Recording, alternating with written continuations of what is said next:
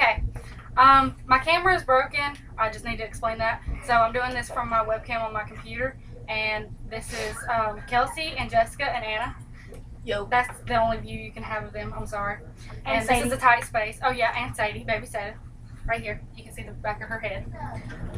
All right.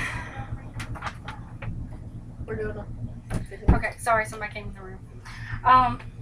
Anyway, my name is Amber Fleeman, and this is my persuasive speech on juvenile delinquency. Okay.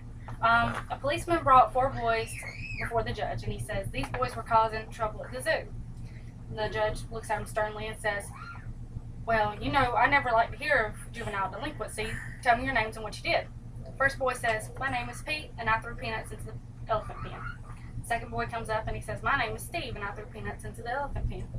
The third boy came up, says, my name is Paul, and I threw peanuts in the elephant pen. The fourth boy stood up, said, my name is Peanuts. Okay. Now that we've all had a little laugh, I'll tell you that what we're going to discuss is no laughing matter.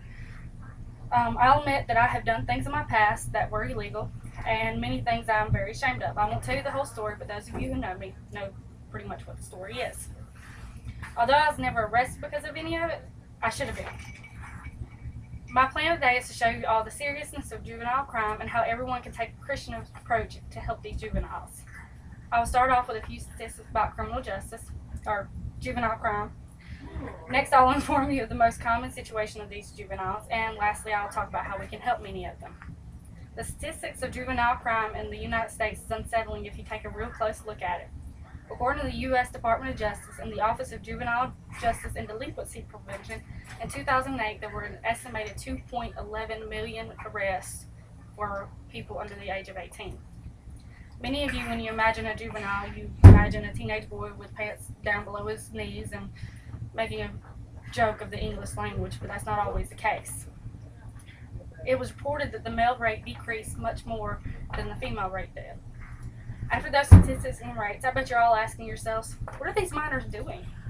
Some of the most common crimes that juveniles are arrested for are shoplifting, burglary, auto theft, DUI, drug offenses, trespassing, vandalism, underage alcohol consumption, and property crimes. There is also a severe increase in female violent crime. I'm not talking about males hitting females, I'm talking about the other way around. Fox News reports that there are more cases of females beating on their boyfriends and daughters hitting their parents than males hitting. Now that you are telling yourselves, well, there's nothing I can do about this, is there? You're wrong. Although some come from good homes, many of the juveniles in detention centers come from homes that aren't good. That being said, not all kids from bad homes turn into juvenile delinquents. Many of these kids have only known abuse, drugs, alcoholism, and parents in and out of prison. I hate to say it, but if that's all they've ever known, what else do you expect? A lot of the juvenile detention centers, homeless shelters, and orphanages will let people come in and talk to kids. There's also the Big Brother or Sister program that you can sign up for, that these kids can come and see you if they ever need anything they can talk about. There's many things that everyday people can help do. The person being so cute.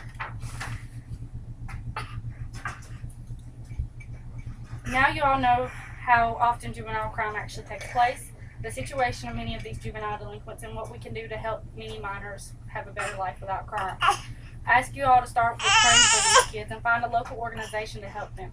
Many places have a Big Brother Sister program and others close to it. Also, if you know someone with these types of problems, make sure that you're there for them. Thank you for your time.